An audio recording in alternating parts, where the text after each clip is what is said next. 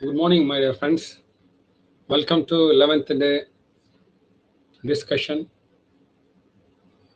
on the various topics of the CET and the TET educational psychology concepts.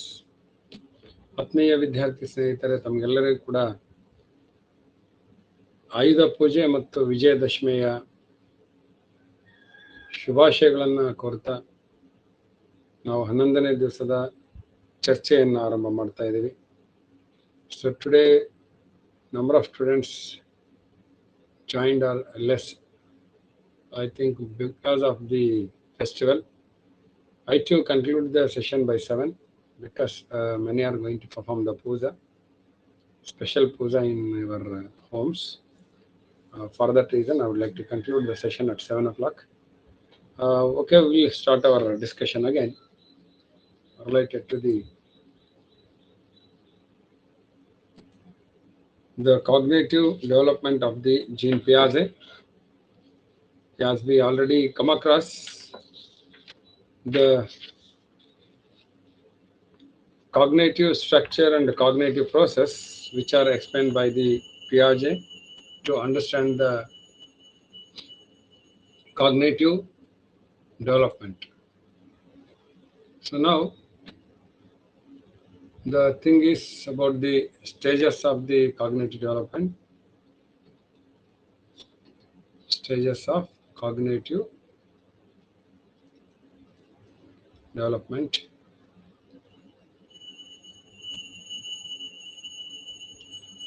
As we know, Jean Piaget proposed the stages of cognitive development in 4 stages. Before we are going to discuss about the stages of cognitive development in 4 stages, just we'll recall. So what are all the speculations made by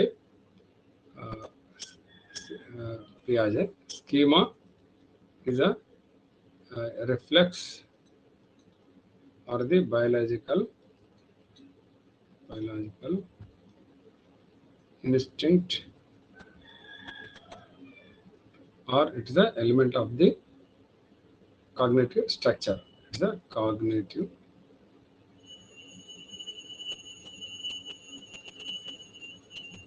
clear ಆಗಿದೆ ಅಂತ ಅನ್ಕೊಳ್ತಾ ಇದ್ದೀನಿ. ಇದೆಲ್ಲ schema ಪರಿಕಲ್ಪನೆ ಹೇಳಿದ್ರು, ಅದನ್ನ ಪ್ರತಿವರ್ತನ ಅಥವಾ ಜೈವಿಕ instinct ಆಗಿದೆ.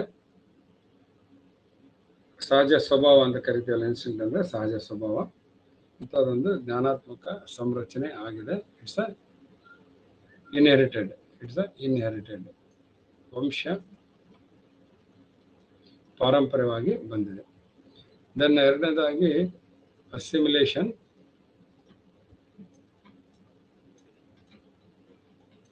ಸ್ವಾಂಗೀಕರಣ ಅಂತ ಕರೆದು ನೆನಪು ಮಾಡ್ಕೊಳ್ತಾ ಇದ್ದೀನಿ ಅಷ್ಟೇ. ಸ್ವಾಂಗೀಕರಣ ಅಂತ ಹೇಳಿ ಅಸಿಮಿಲೇಷನ್. ಸೊ application of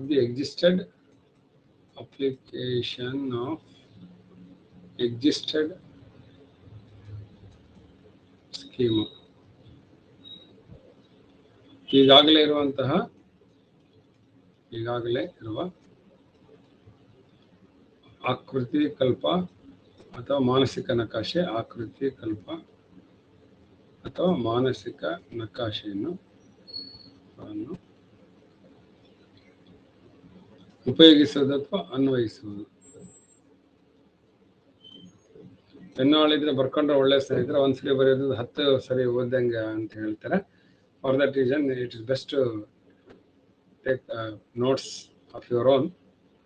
ಬರೀ ಕೇಳೋದ್ರಿಂದ ಹೆಚ್ಚು ಉಪಯೋಗ ಆಗದೇನೆ ಅದನ್ನ ಬರ್ಕೊಳ್ಳೋದ್ರಿಂದ ತುಂಬಾ ಉಪಯೋಗ ಆಗ್ತದೆ. ಅಕಾಮಿಡೇಷನ್, ನನ್ನ ಉದ್ದೇಶ ನೀವೆಲ್ಲರೂ ಕೂಡ TET ಬರೆಯುವಂಥವ್ರು 30ಕ್ಕೆ ಕನಿಷ್ಠ 29 ಅಂಕಗಳನ್ನ, CET ಬರೆಯುವಂಥವರು 50ಕ್ಕೆ ಕನಿಷ್ಠ 49 ಅಂಕಗಳನ್ನ ತೆಗೆದುಕೊಳ್ಬೇಕು ಅನ್ನೋದು ನನ್ನ ಆಸೆ. ಅದಕ್ಕಾಗಿ ನಾನು ಸ್ವಲ್ಪ ಡಿಟೇಲ್ ಆಗಿ ಹೇಳ್ತಾ ಹೋಗ್ತಾ ಇದ್ದೀನಿ. ಅಕಾಮಿಡೇಷನ್, ಸ್ಥಳಾವಕಾಶ,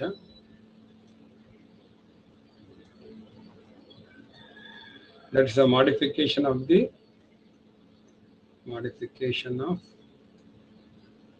existed schema by means of interaction. interaction with external world.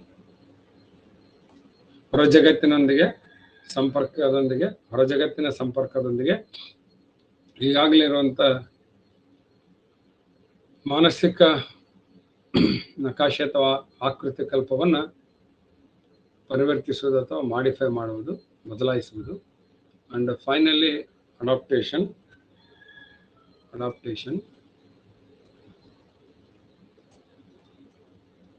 ಹೊಂದಾಣಿಕೆ.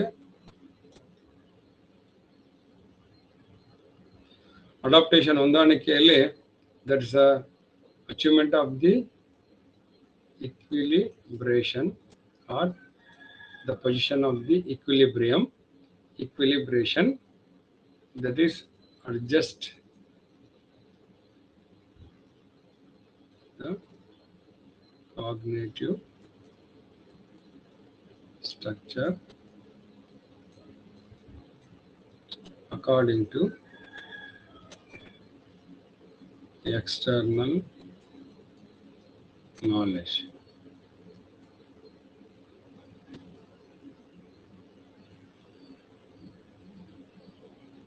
ಅಕಾರ್ಡಿಂಗ್ ಟು ಎಕ್ಸ್ಟರ್ನಲ್ ನಾಲೆಜ್, ಹೊರ ಜಗತ್ತಿನ ಜ್ಞಾನದೊಂದಿಗೆ ತನ್ನ ಜ್ಞಾನಾತ್ಮಕ ರಚನೆಯನ್ನ ಹೊಂದಿಸಿಕೊಳ್ಳುವುದು. ಇದರಿಂದ ವ್ಯಕ್ತಿ ಸಮಸ್ಥಿತಿಯನ್ನ ಸಾಧಿಸ್ತಾನೆ. ಆಗ ಆತ ಪರಿಸರದೊಂದಿಗೆ ಹೊಂದಾಣಿಕೆಯಿಂದ ಬಾಳ್ಲಿಕ್ಕೆ ಸಾಧ್ಯ ಆಗುತ್ತೆ. ಮಗು ಕೂಡ ಕಾನ್ಸೆಪ್ಟ್ಗಳನ್ನು ನಾವೇನು ಹೊರಗ ಜಗತ್ತಿನೊಳಗ ಹೊಂದಿದೀವೋ ಅಂಥ ಕಾನ್ಸೆಪ್ಟ್ಗಳನ್ನು ತಾನು ಕೂಡ ಹೊಂದಿ ಮುಂದುವರಲಿಕ್ಕೆ ಅನುಕೂಲ ಆಗ್ತದೆ ಅನ್ನೋದಕ್ಕೋಸ್ಕರ ನಾವು ಇದನ್ನ ಬಯಸ್ತೀವಿ. ಈಗ ನಾವು ಸ್ಟೇಜಸ್ ಆಫ್ ಕಾಗ್ನಿಟಿವ್ ಡೆವಲಪ್ಮೆಂಟ್ ನೋಡೋಣ. ಸಂಪೂರ್ಣವಾಗಿ ತಮಗೆಲ್ಲರಿಗೂ ಕೂಡ ಇದು ಅರ್ಥ ಆಗಿದೆ ಅಂತ ಮತ್ತೊಮ್ಮೆ ಇದನ್ನ ಹೇಳಿದೆ, ವಿವರಿಸಿದೆ. So I explained again because once again we have to recall the ideas of yesterday. So now we will going to discuss about the stages of the cognitive development. There are 4 stages actually, already I told you, you also know very well. So we will discuss one by one in detail by understanding the character of the different stages of the cognitive development. That is very, very important. Proper understanding of these stages can be able to score more in such questions going to be asked on the cognitive development of the Jean Piaget. The first one is, as we know, that the sensory motor period. The sensory motor period. ಸರಿ, ಇದನ್ನ chronological arrangement ಮಾಡಿ ಅಂತ ಹೇಳ್ತಾರೆ. ಸಂವೇದನಾ ಗತಿ ಹಂತ,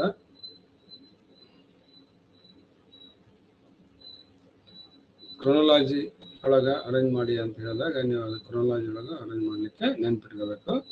0 to 2 years ಇದೆ, ಮಗುವಿನ ಹುಟ್ಟಿನಿಂದ ಹಿಡಿದು 2 ವಯಸ್ಸಿನವರೆಗೆ. This is the one. Second one is a pre operational period, ಕಾರ್ಯಪೂರ್ವ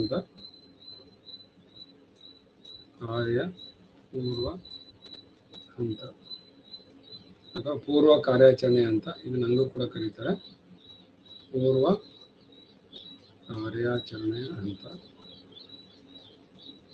ಇದು 3 years to ಯೂಶಲ್ 2 ಅಂದ್ರೆ ಕಂಟಿನ್ಯೂ ಆಗ್ತದೆ. 3 years to 7 years 3 ವರ್ಷಗಳನ್ನ ಹೊರಗೆ. ಇದನ್ನ 2 ಭಾಗ ಮಾಡ್ತೀವಿ. Pre operation period is going to be divided into 2 parts. There is a pre-concept phase and intuition phase. ನಾವು clear ಅರ್ಥ ಮಾಡ್ಕೊಳ್ಳೋಕ್ಕೋಸ್ಕರ ಈ ಥರ ಮಾಡೋಣ. ಪೂರ್ವ ಪರಿಕಲ್ಪನಾ ಅವಧಿ ಮತ್ತು ಅಂತರ್ಬೋಧೆ, ಇಂಟ್ಯೂಷನ್ ಅಂತರ್ಬೋಧೆ.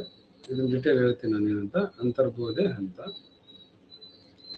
ನೆಕ್ಸ್ಟ್ 3ನೇದಾಗಿ ಸ್ನೇಹಿತರ concrete operational period. Concrete operational period.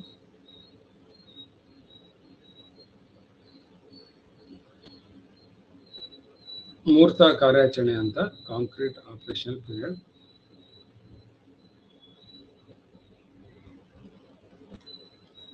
Concrete operational period. This is from 7 years to 11 or 12 years. Murta ನಿಮಗೆ ಗೊತ್ತಿರ್ತದೆ, ಇದು ಸ್ವಲ್ಪ ವೇಗ ಹೋಗ್ತಾ ಇದೆ. And the fourth one and last one is the formal operational period. Formal operational period. This is from 11 years or 12 years onwards. It is continue up to the death of the individual. Aupacharika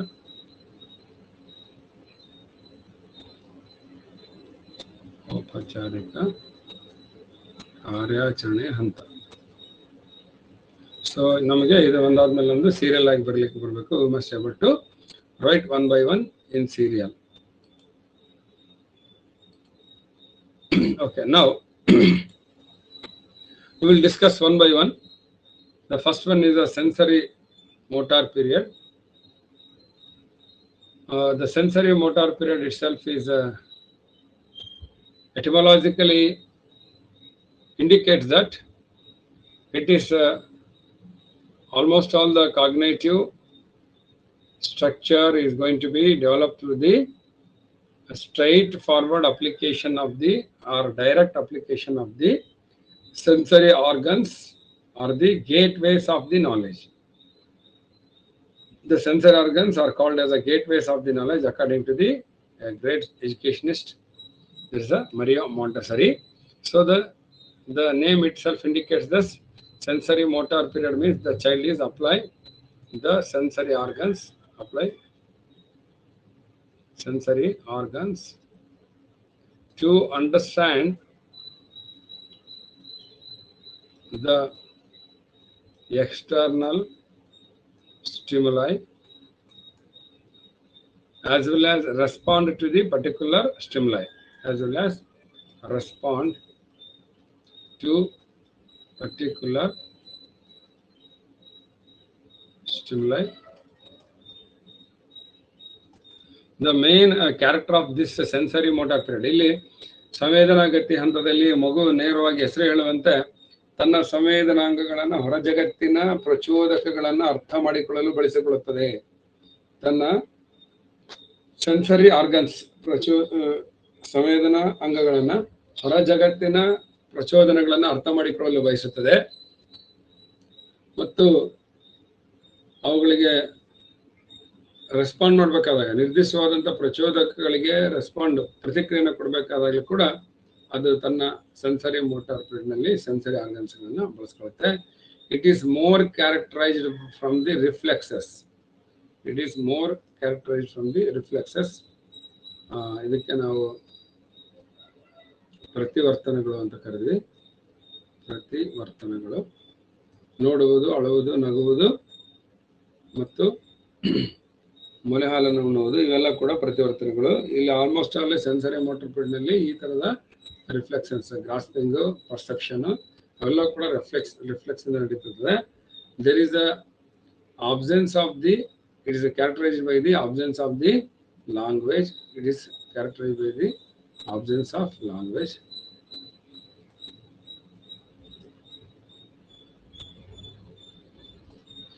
ಭಾಷೆಯ ಹೆಚ್ಚು ಉಪಯೋಗ ಇಲ್ಲಿರಲ್ಲ, ಭಾಷಾ ಉಪಯೋಗ ಇಲ್ಲಿರಲ್ಲ. ಕಡಿಮೆ ಭಾಷೆಯನ್ನು ಮಗು ಉಪಯೋಗಿಸ್ಕೊಂಡು ಸಂಕೇತಗಳ ಮೂಲಕ through the sign or the symbol. ಅದಕ್ಕೆ ಜ್ಞಾನಿ ಅವ್ರು ಹೇಳ್ತಾರೆ sign learning is the first learning ಅಂತೇಳಿ, ಸೈನ್ ಲರ್ನಿಂಗ್. ಆಮೇಲೆ ಇಲ್ಲಿ ಕಂಡೀಷನಲ್ ಮತ್ತು unconditional, sometimes conditional and sometimes unconditional reflexes are using. ಅದನ್ನೇ ನಾವು ನೋಡಿದ್ವಿ. SR ಲರ್ನಿಂಗ್ ಅನ್ನ classical conditioning is also one of the reflexive theories of learning. ಅದನ್ನ reflexive theories of learning ಅಂತ ಕರಿತೀವಿ. ಯಾಕಂದ್ರೆ ಆಹಾರವನ್ನು ನೋಡಿದ ತಕ್ಷಣ ಜ್ವಲನ ಸುರಿಸುವಂಥದ್ದು ಪ್ರತಿಯೊಂದು ಪ್ರಾಣಿಯ ಸಹಜ ಪ್ರವೃತ್ತಿ, ಇನ್ಸ್ಟಿಂಕ್ಟ್ ಆಗಿರ್ತದೆ. ಆದ್ದರಿಂದ ಇಲ್ಲಿ ಇನ್ಸ್ಟಿಂಕ್ಟ್ಗಳು ಅಥವಾ ರಿಫ್ಲೆಕ್ಸಸ್ಗಳು ಅಥವಾ ಅಪ್ಲಿಕೇಶನ್ ಆಫ್ ಸ್ಕೀಮಾಸ್ಗಳು ಎಲ್ಲ ಹುಟ್ಟಿನಿಂದನೇ ಬಂದಂಥವುಗಳಾಗಿರ್ತದೆ. ಆಗ ಕೆಲವು ಕಂಡೀಷನಲ್ ಆಗಿ ಅಂದ್ರೆ ಅನುಬಂಧಿತವಾಗಿ, ಕೆಲವು ಅನನುಬಂಧಿತವಾಗಿ ನಡ್ಕೊಂಡು ಹೋಗ್ತಾ ಇರ್ತವೆ. ಅನುಬಂಧಿತ ಉದಾಹರಣೆಗೆ ಮಗು ಹಾಲಿನ ಸೀಸೆಯನ್ನು ನೋಡಿದ ತಕ್ಷಣನೇ ಅಳೋದನ್ನು ನಿಲ್ಲಿಸಿಬಿಡೋದು, ಇದು ರಿಫ್ಲೆಕ್ಸ್ ಇದೆ. ಆದರೆ ಇದು ಕಂಡೀಷನಲ್ ರಿಫ್ಲೆಕ್ಸ್. ಹಾಲಿನ ಸೀಸೆ ಮೀನಿಂಗ್ಲೆಸ್, ಆದರೆ ತಾಯಿ ದಿನನಿತ್ಯವನ್ನ ಅಳುವಾಗ ಉಪಯೋಗಿಸೋದ್ರಿಂದ ಅಳುವಿಕೆಗೂ ಹಾಲಿನ ಸೀಸೆಗೂ ಮಗು ಕಂಡೀಷನಿಂಗ್ ಮಾಡ್ಕೊಳ್ಳುತ್ತೆ. ಹಾಗಾಗಿ ಇಲ್ಲಿ ನಡೆಯುವಂಥ ಜ್ಞಾನಾತ್ಮಕ ಪ್ರಕ್ರಿಯೆಗಳು ಎಲ್ಲ ಕೂಡ ಅಸಿಮ್ಯುಲೇಷನ್ ಅಲ್ಲಿ ಕಂಡೀಷನಲ್, ಅನ್ಕಂಡೀಷನಲ್, ಅನುಬಂಧಿತ ಮತ್ತು ಅನುಬಂಧಿತವಲ್ಲದ ಪ್ರತಿವರ್ತನೆಗಳನ್ನು ಉಪಯೋಗಿಸುವಿಕೆನೇ ಇಲ್ಲಿ ಕಂಡು ಬರ್ತದೆ. ಈ ಸ್ಟೇಜ್ ಅಲ್ಲಿ ಮಗು ಸಿಂಬಾಲ್ ಅಥವಾ ಸೈನ್ ಅನ್ನ ಹೆಚ್ಚು ಉಪಯೋಗಿಸ್ಕೊಳ್ಳುತ್ತೆ. ನಾವಾಗಲೇ ಡಿಸ್ಕಸ್ ಮಾಡಿದಂಗೆ ಇಲ್ಲಿ ಲ್ಯಾಂಗ್ವೇಜ್ ಆಬ್ಸೆನ್ಸ್ ಇರ್ತದೆ, ಪ್ರಮುಖ ಆಗಿರಲ್ಲ. ಯಾಕಂದ್ರೆ ಮಗುವಿಗೆ ಸಂಪೂರ್ಣ ಭಾಷಾ ವಿಕಾಸ ಆಗಲಿಕ್ಕೆ 2 ವರ್ಷಗಳ ಕನಿಷ್ಠ ಅವಧಿ ಬೇಕಾಗ್ತದೆ. 9ನೇ ತಿಂಗಳಿಂದ ಆರಂಭಿಸಿ the total language development is going to be occurs in the child at the age of 2 years or the 24 months begins at 9th month of the child. ಮಗುವಿನ 9ನೇ ವಯಸ್ಸಿನಿಂದ ಆರಂಭಿಸಿ 24ನೇ ತಿಂಗಳವರೆಗೆ, 29ನೇ ತಿಂಗಳಿಂದ 24ನೇ ತಿಂಗಳವರೆಗೆ ಭಾಷಾ ಕಲಿಕೆ ನಿರ್ಮಾಣ ಆಗಿರ್ತದೆ. So learning is go through the imitation as already we know that. So ವಿಷಯ ತಿಳ್ಕೋಬೇಕಾಗಿದ್ದಿಲ್ಲ ಅಂದರೆ ಭಾಷಾ ಅಪ್ಲಿಕೇಶನ್ಸ್ ಇರಲ್ಲ. ಈಗಾಗಲೇ ಡಿಸ್ಕಸ್ ಮಾಡಿದಂತೆ ನಾನು ಹಿಂದಿನ ತರಗತಿಯಲ್ಲಿ ಆಬ್ಜೆಕ್ಟ್ ಪರ್ಮನೆನ್ಸಿ ಇರಲ್ಲ. There is no object permanence. ವಸ್ತು ಶಾಶ್ವತತೆ, ವಸ್ತು ಶಾಶ್ವತತೆ. ವಸ್ತು ಶಾಶ್ವತತೆ ಅಂದ್ರೆ the object which is out of sight. ಬಹಳ ಸುಲಭ. Out of sight is out of mind. ಬಹಳ ಸುಲಭ. ಕಣ್ಣ ಮುಂದೆ ಇರಲಾರದ್ದು, ಕಣ್ಣ ಮುಂದೆ ಕಾಣಿಸಲಾರದ್ದು ಅಥವಾ ಇರಲಾರದ್ದು, ಮನಸ್ಸಿನಿಂದಲೂ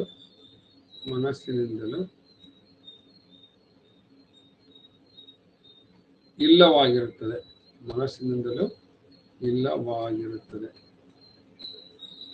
The infant at this stage think that if there is that object is not exist, then it is not.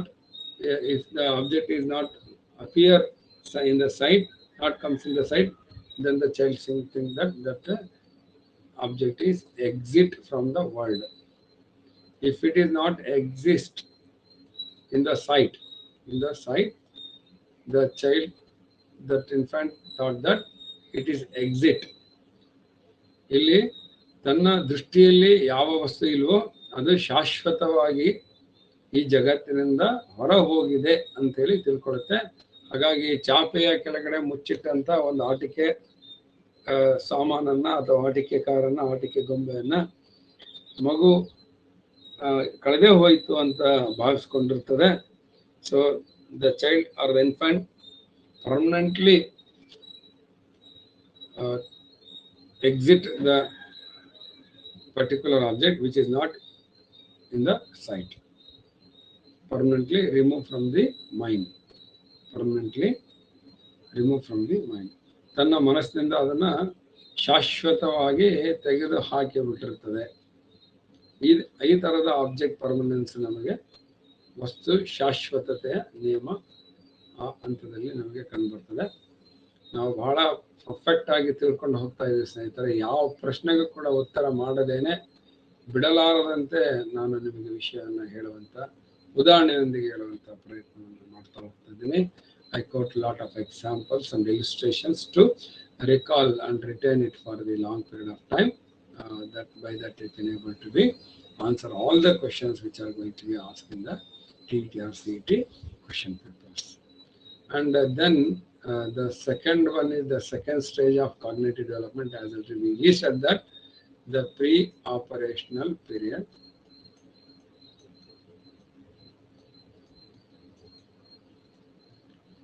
ಪೂರ್ವ ಕಾರ್ಯಾಚರಣೆ ಅಂತ ಅಥವಾ ಕಾರ್ಯಪೂರ್ವ ಹಂತ. ಬಹಳ ವಿಶೇಷವಾಗಿ ಇದನ್ನ ತಿಳ್ಕೋದಕ್ಕೋಸ್ಕರ ಇದನ್ನ 2 ಭಾಗ ಮಾಡ್ಕೊಂಡಿದ್ದೀವಿ. Pre concept period, pre concept phase of the period. ಪೂರ್ವ ಪರಿಕಲ್ಪನಾ ಹಂತ, ಪೂರ್ವ ಪರಿಕಲ್ಪನಾ ಹಂತ, ಅವಧಿ ಅಥವಾ ಹಂತ. ಇದು usually 2 years to 4 years. 4 years. ಪರಿಕಲ್ಪನೆಗಳು ನಿರ್ಮಾಣ ಆಗಬೇಕಾಗಿತ್ತು ಅಂತಂದ್ರೆ ಆ ಪರಿಕಲ್ಪನೆಗಳ ಲಕ್ಷಣಗಳು ಮಕ್ಕಳಿಗೆ ಅರ್ಥ ಆಗಬೇಕು. Unless and until the child understand the character or the attributions of the objects, he or she can understand the concept. So here the problem is, as the child is unable to think in a different manner or diverse manner, the child is going to be think that on his own standpoint, egocentric, very important. ತುಂಬಾ ಸರಿ ಇದು ಅರ್ಥ ಆಗದೇನೆ ವಿದ್ಯಾರ್ಥಿಗಳಿಗೆ ತೊಂದರೆ ಪಟ್ಕೊಳ್ತಾರೆ. Egocentric cognitive state, egocentric nature of thinking, egocentric nature of thinking. ಈ ಪೂರ್ವ ಪರಿಕಲ್ಪನಾ ಅವಧಿಯಲ್ಲಿ ಪ್ರತಿ ಮಗುವಿನಲ್ಲಿ 2 ರಿಂದ 4 ವರ್ಷಗಳವರೆಗೆ ಈಗೋಸೆಂಟ್ರಿಕ್ ಅಂದ್ರೆ ಅಹಂ ಕೇಂದ್ರಿತ ಆಲೋಚನೆಗಳು. ಒಂದು ವೇಳೆ ಎಕ್ಸಾಮ್ ನಲ್ಲಿ ಅಹಂ ಕೇಂದ್ರಿತ ಆಲೋಚನೆಗಳ ಚಿಂತನ ಲಕ್ಷಣವು ಈ ಕೆಳಗಿನ ಯಾವ ಹಂತದಲ್ಲಿ ಕಂಡು ಬರುತ್ತಂದ್ರೆ ಅದು ಪ್ರೀ ಆಪರೇಷನ್ ಪೀರಿಯಡ್. ಅದರಲ್ಲಿ ಮತ್ತೇನಾದ್ರು ಅವರು ಒಳಗಡೆ ಡಿವೈಡ್ ಮಾಡಿ ಪ್ರೀ ಕಾನ್ಸೆಪ್ಟ್ ಫೇಸ್ ಅಂತ ಕೊಟ್ಟಿದ್ರೆ ಪ್ರೀ ಕಾನ್ಸೆಪ್ಟ್ ಫೇಸ್ ಅನ್ನು ಹಾಕಬೇಕು. ಅಹಂ ಕೇಂದ್ರಿತ ಆಲೋಚನೆಗಳು ಅಂತಂದ್ರೆ in this stage of cognitive development, the child is think that on his own standpoint, he don't want to let others ideas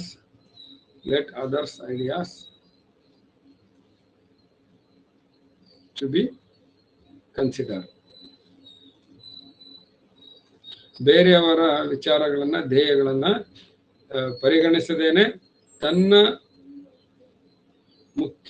ತನ್ನನ್ನೇ ತಾನು ಮುಖ್ಯವಾಗಿಟ್ಕೊಂಡು ತನ್ನ stand point, self stand point ಅನ್ನು ಮುಖ್ಯವಾಗಿಟ್ಕೊಂಡು ವಿಷಯವನ್ನ ಜಗತ್ತಿನೊಂದಿಗೆ ಅರ್ಥ ಮಾಡ್ಕೊಳ್ಳೋ ಪ್ರಯತ್ನ ಮಾಡುತ್ತೆ. And the child at this stage think that I am the centre of this world or this family, centre of this family.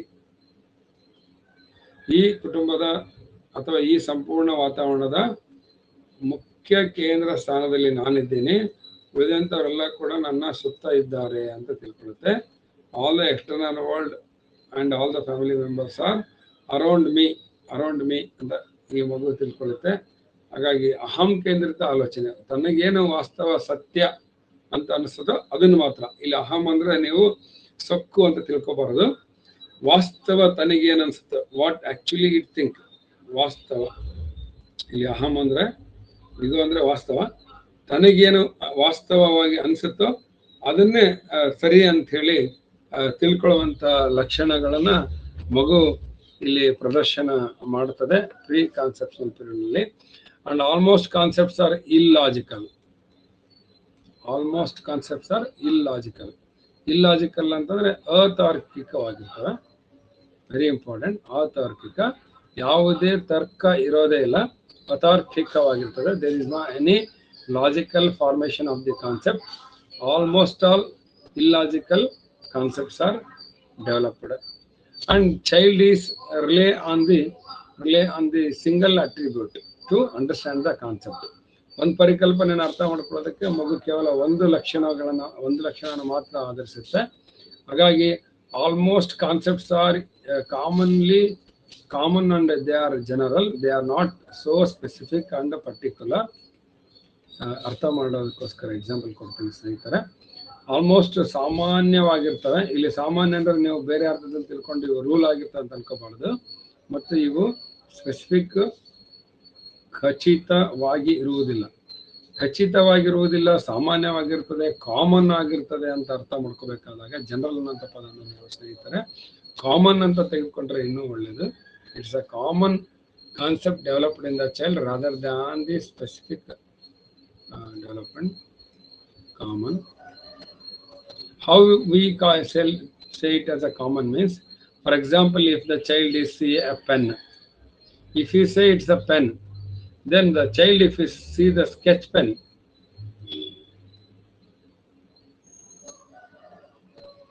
then also the child is to say it is a pen. If the child is to say see the pencil, then also child is to say it as a pencil. So the concepts are common, not specific. If you say it's a dog, then even if the child sees a donkey, then there is a possibility of saying that it is a dog.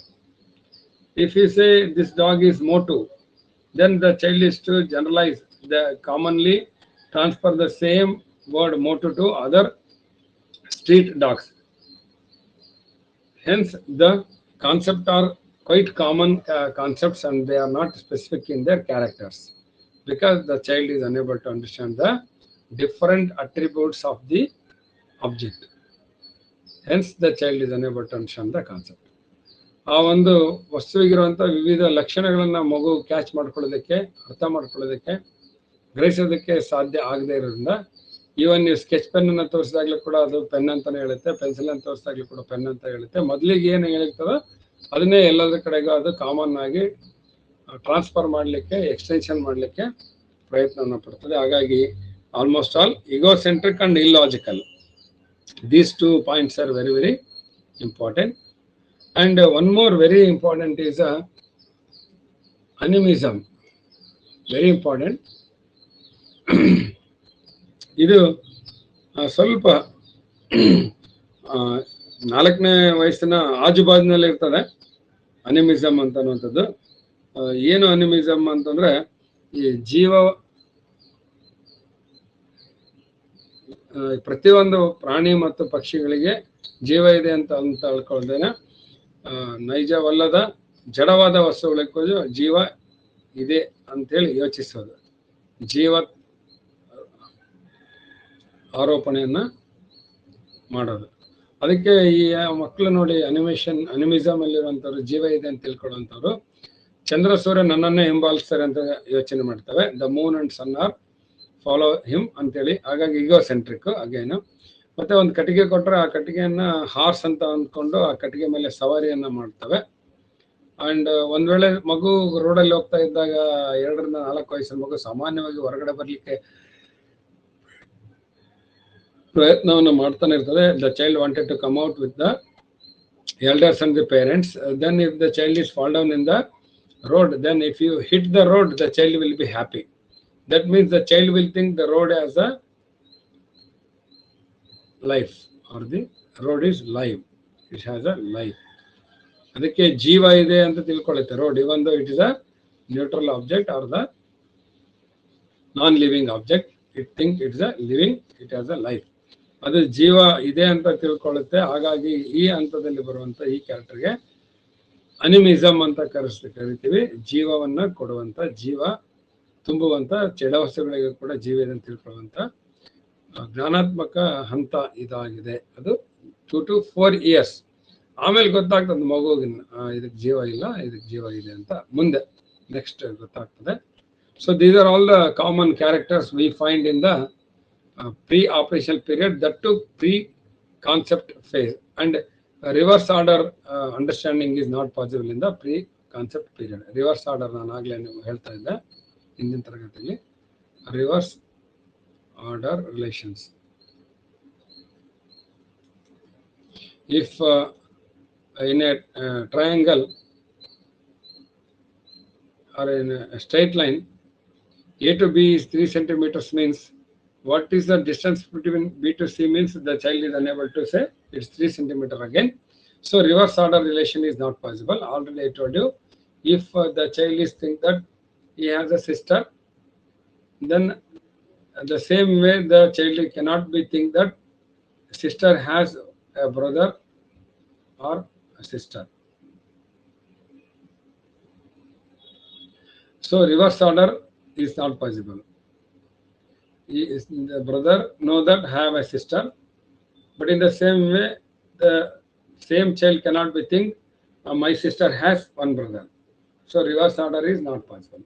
If let the child to count from A to B, B to A, then again he is going to count what is the distance between B to A. So reverse order relations are not found in the pre-concept period because number knowledge is not developed.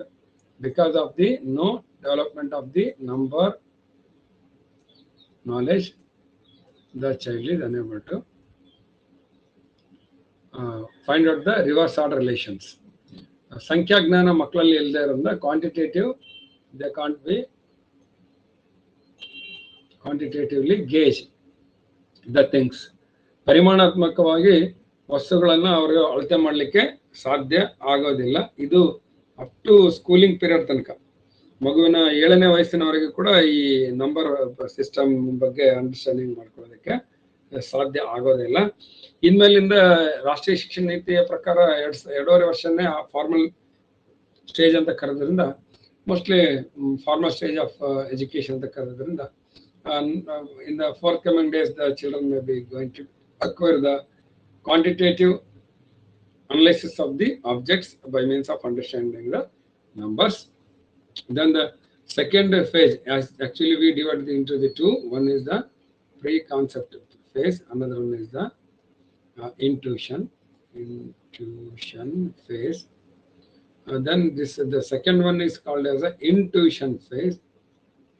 Intuition. ಇದಕ್ಕೆ ಅಂತರ್ಬೋಧೆ ಅಂತ ಕರಿತೀವಿ. ಅಂತರ್ಬೋಧೆ. ಸ್ನೇಹಿತರೆ, tuition ಅಂದ್ರೆ ಏನು? Tuition ಅಂದ್ರೆ ನಾವು ಅನ್ಕೊಂಡಿದೀವಿ ಖಾಸಗಿ ಬೋಧನೆ ಅಂತ. ಅಲ್ಲ, ಕಾಲೇಜಿನಲ್ಲಿ ಕೂಡ ಟ್ಯೂಷನ್ ಫೀಸ್ ತಗೊಳ್ತಾರಲ್ವಾ, ಇದು ಬೋಧನಾ ಶುಲ್ಕ ಅಂತ. ಬೋಧನಕ್ಕೆ ಟ್ಯೂಷನ್ ಅಂದ್ರೆ ನಾವು ತಿಳ್ಕೊಂಡಂಗೆ ಖಾಸಗಿಯಾಗಿ ಹೇಳಿಸ್ಕೊಳ್ಳೋದಕ್ಕೆ ಟ್ಯೂಷನ್ ಅಂದ್ರೆ ನಿನ್ನ ಮಗ ಎಲ್ಲಿ ಹೋಗ್ತಾನೆ, ನನ್ನ ಮಗ ಟ್ಯೂಷನ್ ಹೋಗ್ತಾನೆ ಅಂದ್ರೆ ಏನರ್ಥ? ಶಾಲೆಗೆ ಹೋಗಿಲ್ಲ, ಸಾಯಂಕಾಲ ಯಾರೋ ಖಾಸಗಿಯಾಗಿ ಹೇಳ್ಕೊಡ್ತಿದ್ರೆ ಪ್ರೈವೇಟ್ ಅಲ್ಲಿ ಹೋಗಿದ್ದಾರೆ ಅಂತ ಅರ್ಥ ತಿಳ್ಕೊಡ್ತಾರೆ. ಆದ್ರೆ ಟ್ಯೂಷನ್ ಅಂದ್ರೆ ಬೋಧನೆ. ಇಲ್ಲಿ ಇನ್ ಟ್ಯೂಷನ್ ಅಂದ್ರೆ ಅಂತರ್ಬೋಧನೆ, ನನ್ನೊಳಗ ನಾನೇ ಬೋಧನೆ ಮಾಡ್ಕೊಳ್ಳೋದಕ್ಕೆ ಇದಕ್ಕೆ ಅಂತರ್ಬೋಧನೆ ಅಂತ ಕರಿತೀವಿ. So teaching myself inwardly is called as a intuition. This is a pre-operational period character of cognitive development. ಪೂರ್ವ ಕಾರ್ಯಾಚರಣೆ ಅಥವಾ ಅದು ಕಾರ್ಯಪೂರ್ವ ಹಂತದ ಜ್ಞಾನಾತ್ಮಕ ವಿಕಾಸದ ಮತ್ತೊಂದು ಲಕ್ಷಣ ಇದಾಗಿರ್ತದೆ. ಇಲ್ಲಿ ಇಂಟ್ಯೂಷನ್ ಅಂದ್ರೆ child can be able to separate the different stimuli present in the external world or external world present in environment or external world by means of on his own ideas, not on the general ideas, on his own ideas. So that is called as intuition. ತನ್ನ ಆದರ್ಶ, ತನ್ನ ಧ್ಯೇಯ, ತನ್ನ ಚಿಂತನೆಗಳಿಗೆ ಅನುಕೂಲವಾಗುವಂತೆ ಹೊರಗಿನ ಬಾಹ್ಯ ಪ್ರಪಂಚದಲ್ಲಿ ಕಂಡುಬರುವ ಪ್ರಚೋದನೆಗಳನ್ನ, ಅದು ಕಪ್ ಆಗಿರ್ಬೋದು, ಟಂಬ್ಲರ್ ಆಗಿರ್ಬೋದು, ಪೆನ್ನು, ಪೆನ್ಸಿಲ್, ಅವನುಗಳನ್ನ ವ್ಯತ್ಯಾಸಿಸಿ ಹೇಳಬಲ್ಲವನಾಗಿರ್ತಾನೆ. ಆದ್ರೆ ಕ್ಲಾಸಿಫಿಕೇಶನ್ ಮಾಡಕ್ ಬರಲ್ಲ. ಯಾಕೆ ಬರಲ್ಲ ಅಂತಂದ್ರೆ the child is stick on to the very important friends, single character of the stimulus.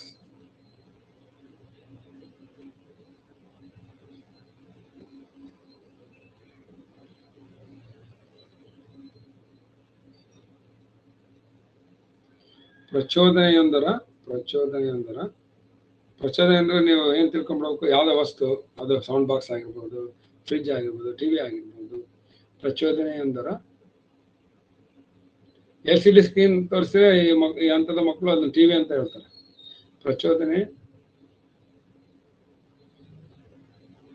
ಅಂದ್ರ ಒಂದೇ ಲಕ್ಷಣ ಆಧರಿಸಿ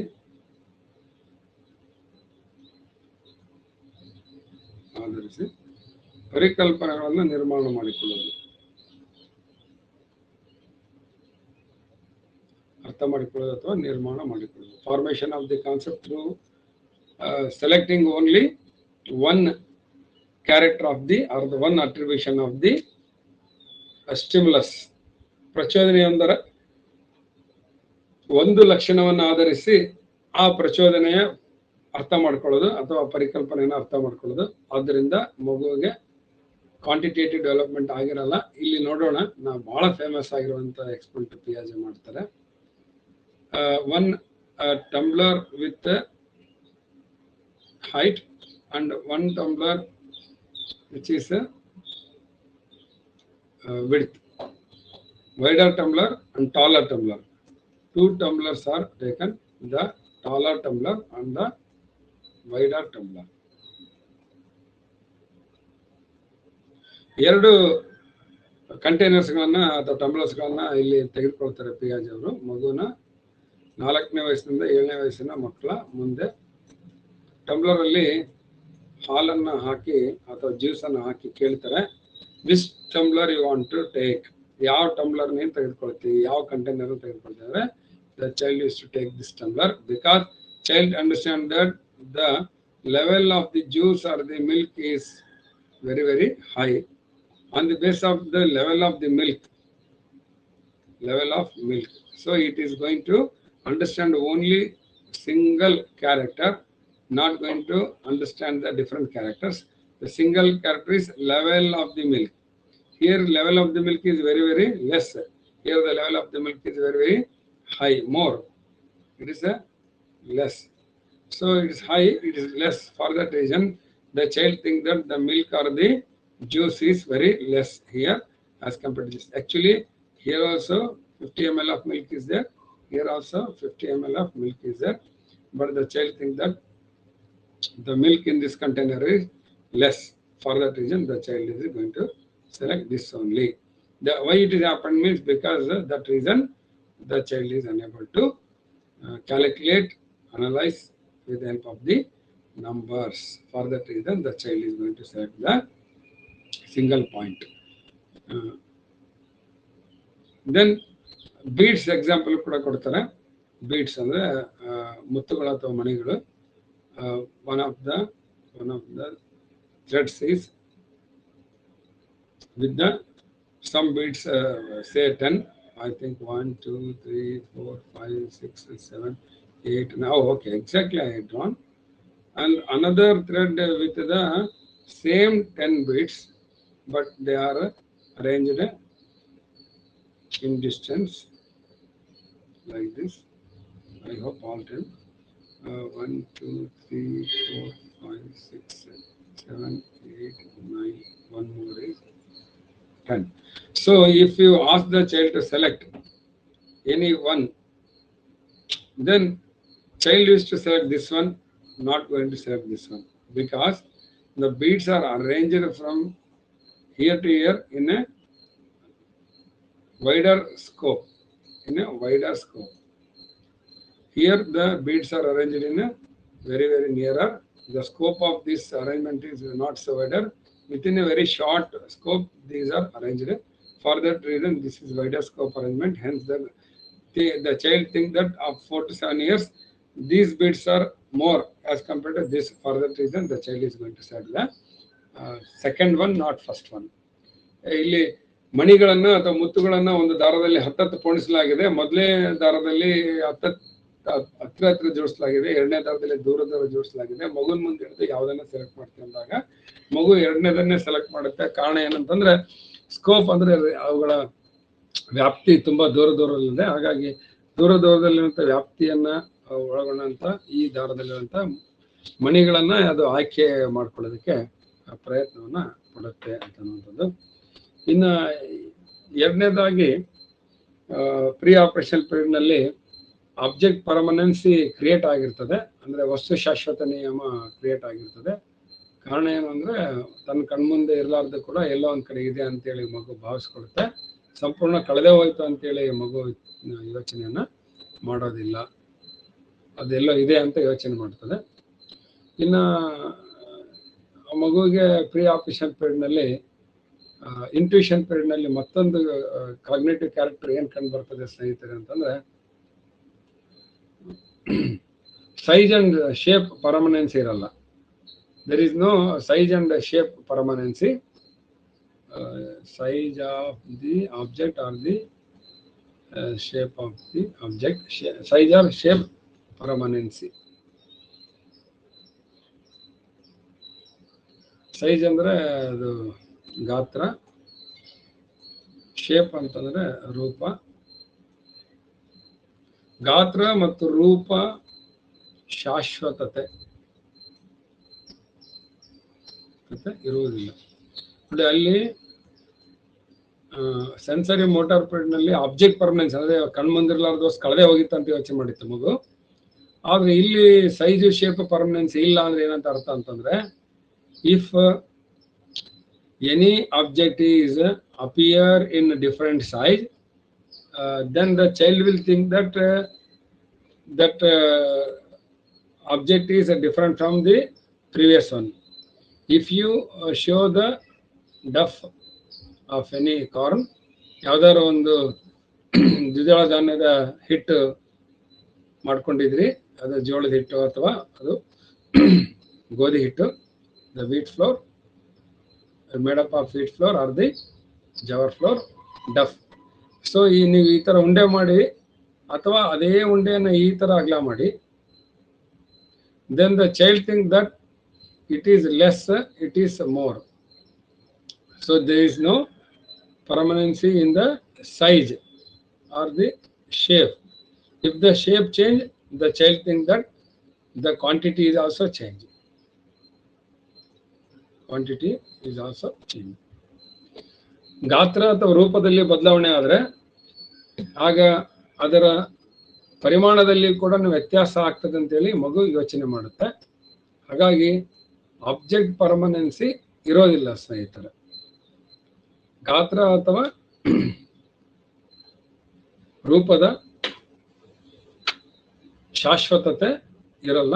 ಆ ಕಾರಣಕ್ಕೋಸ್ಕರನೇ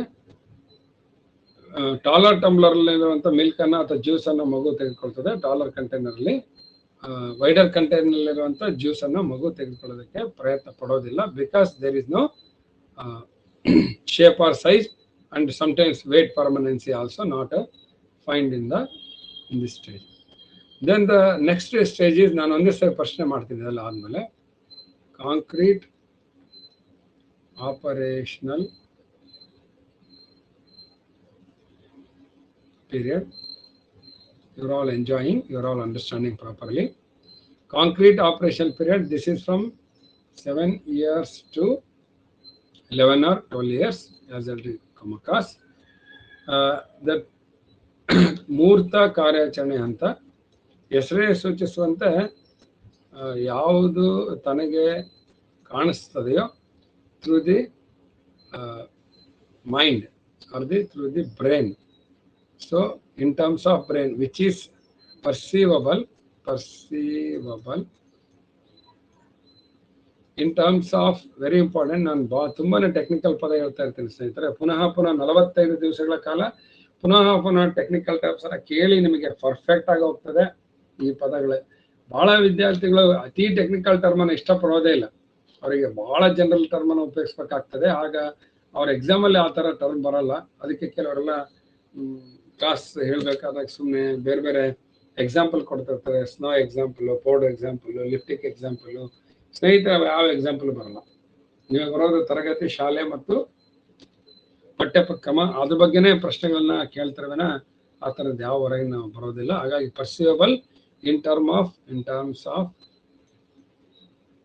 there mind or their cognitive structure mind. Perceivable in terms of the mind or the brain. ತಮ್ಮ ಮೆದುಳು ಅಥವಾ ಮನಸ್ಸಿನಿಂದ ಗ್ರಹಿಸಬಹುದಾದ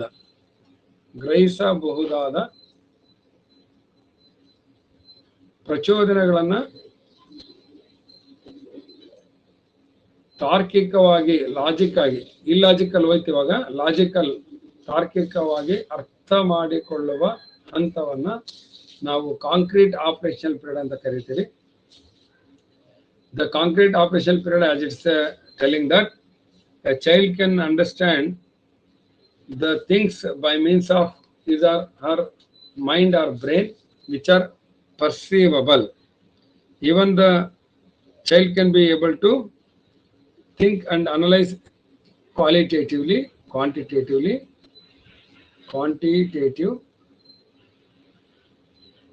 analysis is commonly find in the concrete operational period. Definitely child can be able to classify the stimuli into different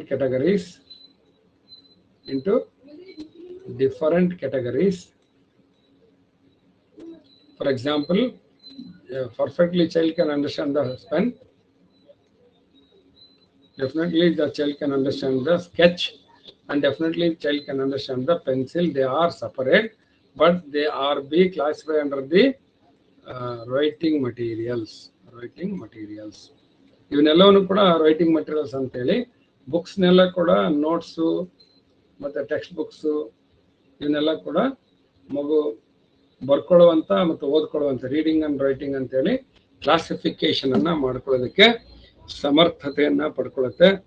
reversible ರಿಲೇಷನ್ಸನ್ನು catch ಮಾಡ್ಕೊಳ್ಳುತ್ತೆ.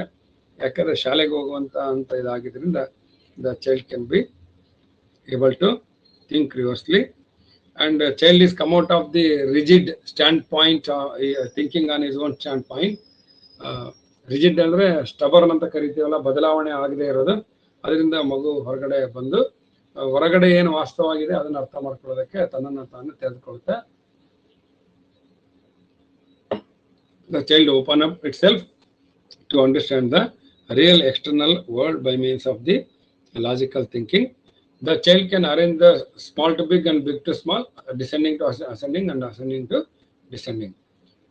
ಇದು ಬಹಳ ಸ್ಪಷ್ಟವಾಗಿ ನಮಗೆ ಅರ್ಥ ಆಗ್ತದೆ.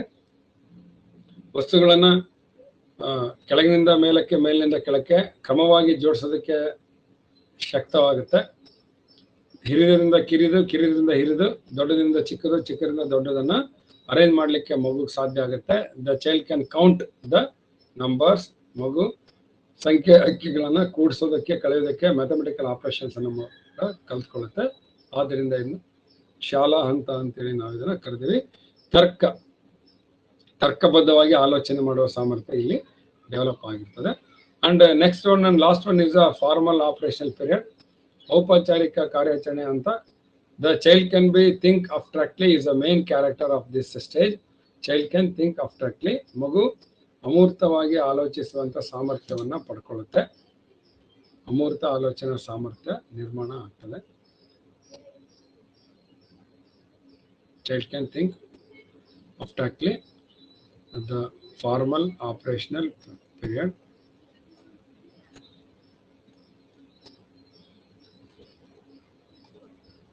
That is from 12 years onwards.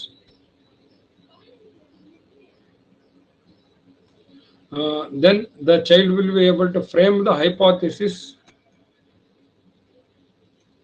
to solve the problems. Hypothesis means a small theme before arriving to a correct theme. So these are all the testable, already I discussed this, testable logical statements. The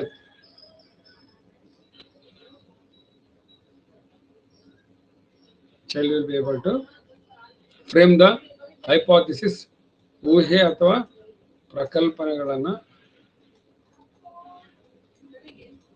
ರಚಿಸಿಕೊಳ್ಳುವ ಸಾಮರ್ಥ್ಯವನ್ನು ಪಡ್ಕೊಳ್ಳುತ್ತೆ. ಹಾಗಾಗಿ ಈ ಹಂತವನ್ನು ನಾವೀಗಾಗಲೇ adolescence ಅಲ್ಲಿ discuss ಮಾಡಿ ಬಂದ್ವಿ. Hypothetical deductive, ನೆನ್ಪಿಟ್ಕೋ, ತುಂಬ ಸುಲಭ. Deductive reasoning. Deductive ಅಂದ್ರೆ ಯಾಕೆ ಅಂದ್ರೆ we know that the child go from general to particular, ಸಾಮಾನ್ಯದಿಂದ ನಿರ್ದಿಷ್ಟತೆಯ ಕಡೆಗೆ, ರೂಲ್ ಟು ಎಕ್ಸಾಂಪಲ್, ನಿಯಮದಿಂದ ಉದಾಹರಣೆ ಕಡೆಗೆ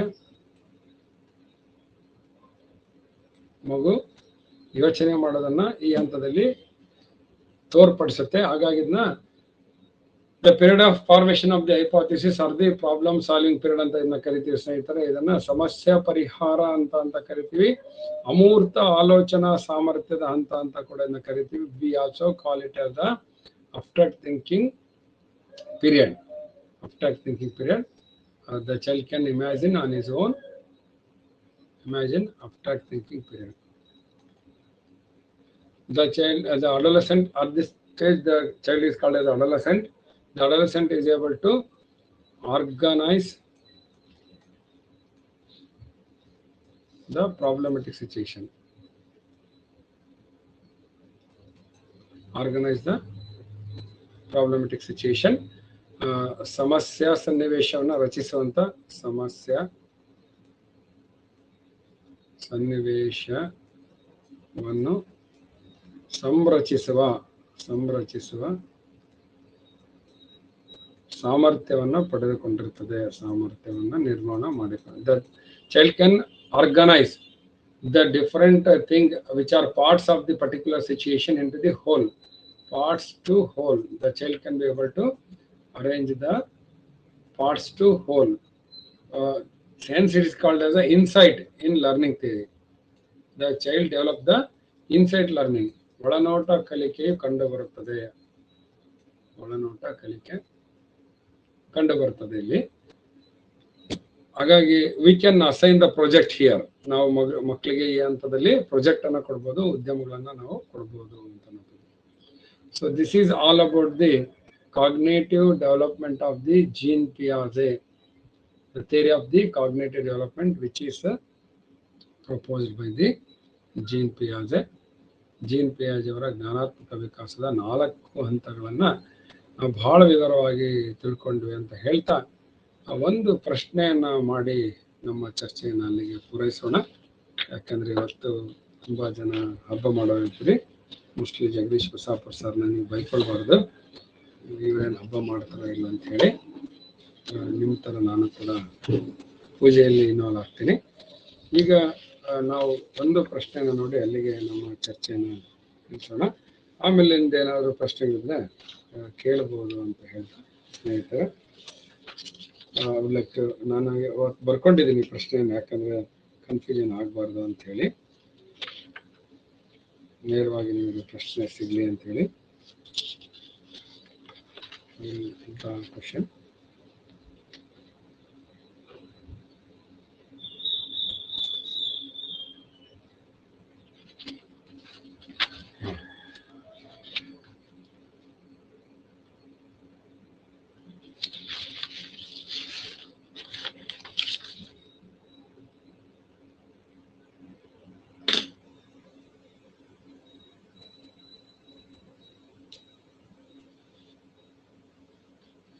match the following cognitive stage of development with the character.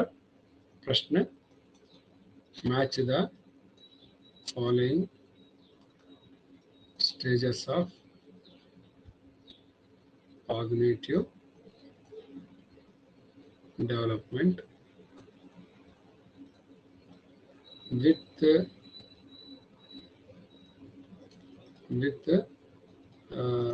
their characters. Correct ಆಗಿ ಉತ್ತರ ಕೊಟ್ಟರೆ ಅರ್ಥ ಆಗಿದೆ ಅಂತ ಅರ್ಥ. ಕ್ಯಾರೆಕ್ಟರ್ಸ್ ಈ ಕೆಳಗಿನ ಕನ್ನಡದಲ್ಲಿ ಬರ್ಕೋಬೇಕು ಸ್ನೇಹಿತರ. ಈ ಕೆಳಗಿನ ಬೌದ್ಧಿಕ ಅಥವಾ ಜ್ಞಾನಾತ್ಮಕ ವಿಕಾಸದ ಹಂತಗಳನ್ನು ಅವುಗಳ ಲಕ್ಷಣಗಳೊಂದಿಗೆ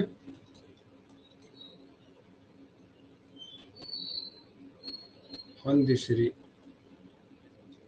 ಸೊ ಒಂದನೇದು ವೇಗವಾಗಿ ಬರ್ಕೊಂಡ್ರಿ, ಸೆನ್ಸರಿ ಮೋಟಾರ್ ಪೀರಿಯಡ್, ಕನ್ನಡದಲ್ಲಿ ಸಂವೇದನಾ ಗ್ರಂಥಿ ಹಂತ.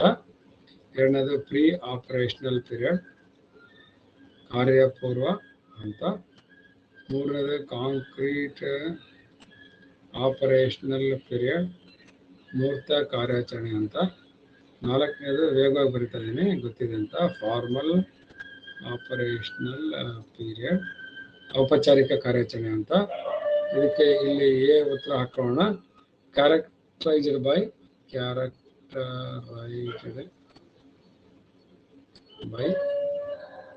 Language, presence of language. ಭಾಷೆಯ ಲಕ್ಷಣಗಳಿಂದ ಕೂಡಿರ್ತದೆ.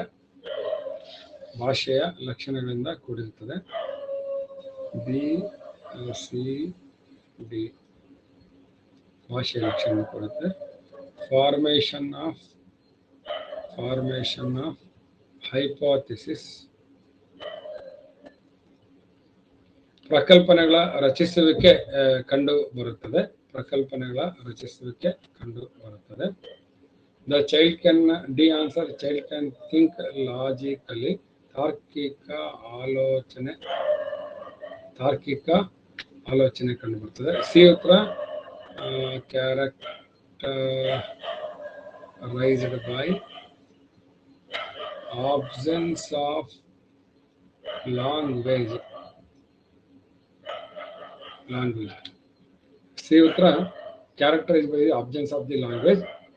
ಭಾಷಾ ರಹಿತದ ಲಕ್ಷಣ ಕಂಡು ಬರ್ತದೆ. ಭಾಷಾ ರಹಿತತೆಯ ಲಕ್ಷಣ ಕಂಡು ಬರ್ತದೆ. Select the answer from the codes given below. Select the answer from the codes given below. The first answer is 1, 2, 3, 4 A, B, C, D. Second answer is C, A.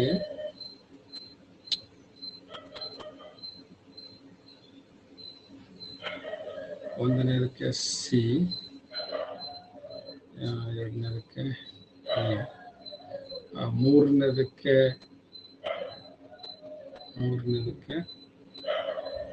B, ನಾಲ್ಕನೇದಕ್ಕೆ ಬಿ.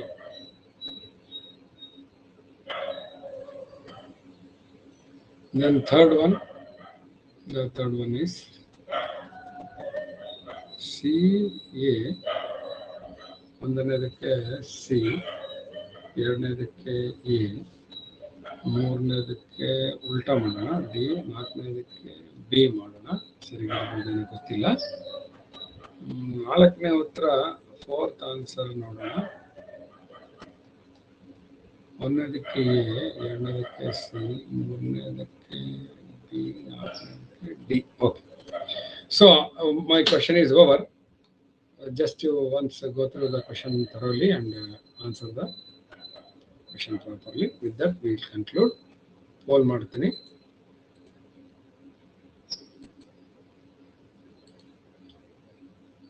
One minute poll ಇದೆ ಸ್ನೇಹಿತರೆ. 1 minute poll ಅಲ್ಲಿ ನೀವು ಉತ್ತರವನ್ನು ಕೊಡೋದಕ್ಕೆ ಪ್ರಯತ್ನ ಮಾಡಿ. ನಿಮಗೆ ಅದನ್ನು ತೋರಿಸ್ತಾ ಇದ್ದೀನಿ ಯಾವ ಥರ ಅಂತ ಹೇಳಿ.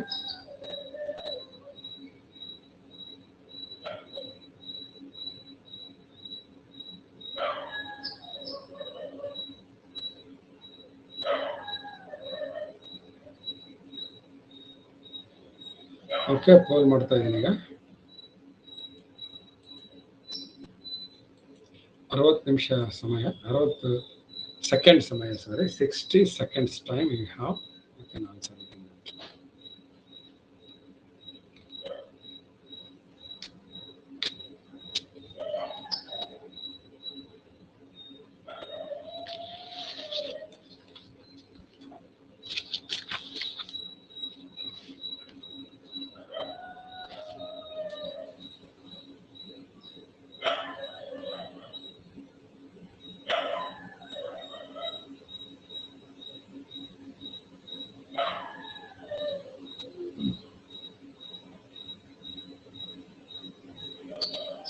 Last 23 seconds are there.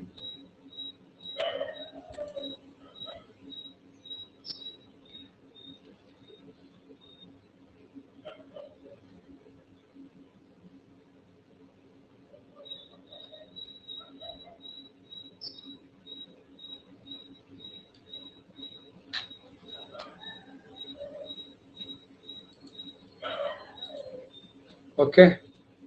The fastest answer is given by Madhumati, 2.5 seconds, and second is Nurain, 3 seconds, and Madhuri B. Hugar, 16 seconds, Renuka, 19.9 seconds, Sudha, 22.2 seconds, Manjula, 30.6 seconds, Ashalata VV, 38.5 seconds, Swati R, 51 seconds.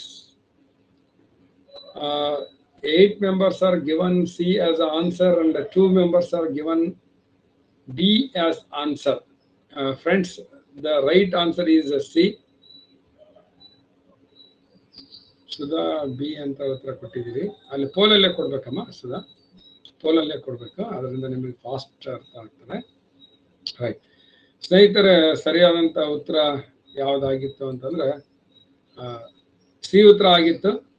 ಯಾಕೆ ಅಂದ್ರೆ ಅಲ್ಲಿ ನೋಡಿ ಬಹಳ ಸ್ಪಷ್ಟವಾಗಿ ಅಲ್ಲಿ ಕೊಟ್ಟಿದ್ದೀನಿ ನಾನು.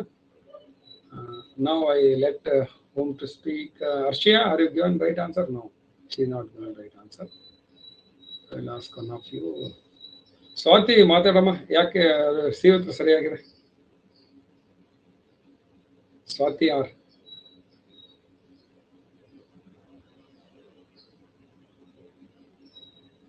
ಸ್ವಾತಿ ಕೇಳ್ತಿದ್ದಲ್ಲಮ್ಮ? ಸಿ ಉತ್ತರ ಯಾಕೆ ಸರಿಯಾಗಿದೆ ಅಂತ ಕೇಳ್ತಾ ಇಲ್ವಾ ಅಂತ ಅನ್ಸುತ್ತೆ. ಸುಧಾ ಹೇಳಿ, ನೀವು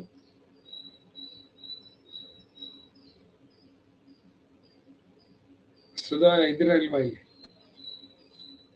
ನೀವು ಅನ್ಮ್ಯೂಟ್ ಮಾಡ್ಕೊಂಡು ಮಾತಾಡಬಹುದು. ಎಸ್ ಪ್ಲೀಸ್ ಹೇಳಿ. Good morning sir. Good morning. Good morning ಅಮ್ಮ, ಹೇಳು. ಸರ್ ಅದು ಸಿ ನೇ ಕರೆಕ್ಟ್ ಸರ್, ನಾನು ಬೈ ಮಿಸ್ಟೇಕ್ ಬಿ ಅಂತ ಹಾಕೊಂಡಿದ್ದೀನಿ. ಅದೇ ನಿನ್ ಮುಂದೆ ತೋರಿಸ್ತಾ ಇದ್ದೀನಿ ನಮ್ಮ ಬೋರ್ಡ್, ಅದ್ ನೋಡಿ ಹೇಳ್ಬಿಡಮ್ಮ. ಹಾ ಸರ್. ಸರ್ ಮೊದಲನೇ ಸಂವೇದನಾಗತಿ ಅಂತ ಸರ್, ಅಲ್ಲಿ ಭಾಷಾ ರಹಿತತೆಯ ಲಕ್ಷಣ ಕಂಡು ಬರುತ್ತೆ ಸರ್. ಭಾಷಾ ಬೆಳವಣಿಗೆ ಮಕ್ಕಳಲ್ಲಿ ಆಗಿರುವುದಿಲ್ಲ ಸರ್. ಹಾಕ್ಬಿಡ್ತೀನಿ ಮ್ಯಾಮ್, ಹಿಂಗೆ ಹಾಕ್ಬಿಡಲ್ಲ ನಮ್ಮ ಕಾಣುತ್ತಲ್ಲಮ್ಮ? ಹಾ ಸರ್. ಕರೆಕ್ಟ್ ಅಮ್ಮ ಅದು? ಮಕ್ಕಳಲ್ಲಿ ಇನ್ನ ಭಾಷಾ ಬೆಳವಣಿಗೆ ಆಗಿರಲ್ಲ ಸರ್. ಆಯ್ತಮ್ಮ, ಆಯ್ತು, ಕರೆಕ್ಟ್ ಆಯ್ತು. ಆಮೇಲೆ ಕಾರ್ಯಪೂರ್ವ ಹಂತದಲ್ಲಿ ಮಕ್ಕಳು ಭಾಷೆಯ ಲಕ್ಷಣ ಆಗಿರುತ್ತೆ ಸರ್ ಮಗುವಿನಲ್ಲಿ. ಹಾಗಾಗಿ ಹಾ ಸರ್, ಮೂರ್ತ ಕಾರ್ಯಾಚರಣೆ ಹಂತದಲ್ಲಿ ಭಾಷೆಯ ಲಕ್ಷಣಗಳು ಆಲ್ರೆಡಿ ಮಕ್ಕಳಲ್ಲಿ ಬಂದಿರುತ್ತೆ ಸರ್. 7ನೇ ವರ್ಷದಿಂದ 12ನೇ ವರ್ಷದಲ್ಲಿ ಎಲ್ಲಾ ಅಂಶಗಳನ್ನ ಅವ್ರು ಗ್ರಹಿಸೋದಕ್ಕೆ ಸ್ಟಾರ್ಟ್ ಮಾಡಿರ್ತಾರೆ ಸರ್. ಅದಾದ್ಮೇಲೆ ಔಪಚಾರಿಕ ಹಂತದಲ್ಲಿ ಎಲ್ಲಾ ತಾರ್ಕಿಕ ಆಲೋಚನೆಗಳು ಮಕ್ಕಳಲ್ಲಿ ಬಂದಿರುತ್ತೆ ಸರ್. ಅಲ್ಲಮ್ಮ, ಉತ್ತರ ಹೇಳಿಲ್ಲ. ಮೂರನೇದಕ್ಕೆ ಉತ್ತರ ಯಾವ್ದು ಹಾಕ್ಲಿ? ನಾನು ಹಾಕ್ಲಿಲ್ಲ ನೋಡಿ, ಇಲ್ಲಿ ಕಾಣ್ತದಿಲ್ಲ. ಮೂರನೇದಕ್ಕೆ ಸರ್. ಯಾವ್ದಕ್ಕೆ ಹಾಕ್ಲಮ್ಮ? ಮೂರನೇದಕ್ಕೆ ಎ ಸರ್. ಸರ್ ಮೂರನೇದಕ್ಕೆ ಬಿ ಸರ್. ಬಿ. ಡಿ ಅಲ್ಲಮ್ಮ? ಹಾ sir. Logical thinking. Okay okay ಅಮ್ಮ. ಹಾ ಸರ್. ನಾಲ್ಕನೇದಕ್ಕಮ್ಮ? ನಾಲ್ಕನೇದು ತಾರ್ಕಿಕ ಆಲೋಚನೆ ಸರ್. ನೋಡಮ್ಮ, ಕರೆಕ್ಟ್ ಆಗಿ ಹೇಳ್ತೀನಿ. ನಾಲ್ಕನೇದು ಉತ್ತರ ಯಾವ್ದು ಹಾಕ್ಲಿ? ನಾಲ್ಕನೇದು ಡಿ ಸರ್. ಡಿ. ಬಿ. ನಾಲ್ಕನೇದು ಉತ್ತರ ಬಿ. ಮೂರನೇದಕ್ಕೆ ಉತ್ತರ ಸರ್. ಮೂರನೇದಕ್ಕೆ ಡಿ. ಇದಾಗ್ತಾ ಇದೆ ನೋಡಿ, ಕಾಣಿಸ್ತಿದೆಲ್ಲ ಕಣ್ಣು ಮುಂದೆ ತಮಗೆಲ್ಲ. ಬೇರೆ ಬೇರೆ ಬಣ್ಣದ ಪೆನ್ನುಗಳನ್ನು ತೆಗೆದುಕೊಂಡು ಹಾಕ್ತಾ ಇದ್ದೀನಿ. So this is the right answer. Sensory motor period characterised by the absence of the language. ಯಾವುದೇ ಭಾಷೆ ಇರದೇನೆ ನಮಗೆ ಜ್ಞಾನಾತ್ಮಕ ವಿಕಾಸ ಕಂಡು ಬರುವಿಕೆಯನ್ನು ನಾವು ಸಂವೇದನಾ ಗತಿ ಹಂತದ ಲಕ್ಷಣ ಅಂತ ಕರಿತೀವಿ. ಪೂರ್ವ ಕಾರ್ಯಾಚರಣೆ ಹಂತದಲ್ಲಿ ನಮಗೆ ಕ್ಯಾರೆಕ್ಟರೈಸ್ಡ್ ಬೈ ದಿ ಲ್ಯಾಂಗ್ವೇಜ್, ಭಾಷಾ ಕಲಿಕೆ ಆಗಿರ್ತದೆ. ಪ್ರೀ ಆಪರೇಷನಲ್ ಪೀರಿಯಡ್ ಅಂದ್ರೆ 2 to 7 years. ಹಾಗಾಗಿ ಎ ಉತ್ತರ, ಎರಡನೇದಕ್ಕೆ ಎ ಉತ್ತರ ಸರಿಯಾಗಿದೆ. ಅದೇ ತರ ನೀವು ಅಲ್ಲಿ ಕೆಳಗಡೆ ಸರಿ ಉತ್ತರಗಳನ್ನು ಕೊಟ್ಟಿದ್ದೀನಿ, ಅದನ್ನ ನೋಡ್ರಿ. ಒಂದನೇದಕ್ಕೆ ಎಗೆ ಸಿ ಉತ್ತರ, ಎರಡನೇದಕ್ಕೆ ಎ ಉತ್ತರ, ಮೂರನೇದಕ್ಕೆ ಡಿ ಉತ್ತರ ಕಾಂಕ್ರೀಟ್ ಆಪೋಸಿಟ್ ಲಾಜಿಕಲ್ ಥಿಂಕಿಂಗ್ ಬರುತ್ತೆ, ಮತ್ತು ನಾಲ್ಕನೇದಕ್ಕೆ ಕೊನೆಯದು ಉತ್ತರ B formation of hypothesis. So ನಿಮಗೆ ತೋರಿಸ್ತಾ ಇದ್ದೀನಿ. So with this we conclude today's session. Once again wish you all the happy Ayudha Puja and the Vijaya Dashami. ತಮಗೆಲ್ಲರಿಗೂ ಕೂಡ ಆಯುಧ ಪೂಜೆ ಮತ್ತು ವಿಜಯ ದಶಮಿಯ ಶುಭ ಸಂದೇಶ ಸಮಾಚಾರವನ್ನು ತಿಳಿಸ್ತಾ, ತಾವೆಲ್ಲರೂ ಕೂಡ ತುಂಬಾನೇ ಆಕ್ಟಿವ್ ಆಗಿ ಪಾರ್ಟಿಸಿಪೇಟ್ ಮಾಡ್ತಾ ಇದ್ರಿ. You are all very actively participating in this discussion. Thank you one and all, and please continue the same active participation, and please make note of any confusions and errors, and then you can try to clarify them in the class when I ask you to ask the questions. Thank you very much to one and all. Thank you a lot.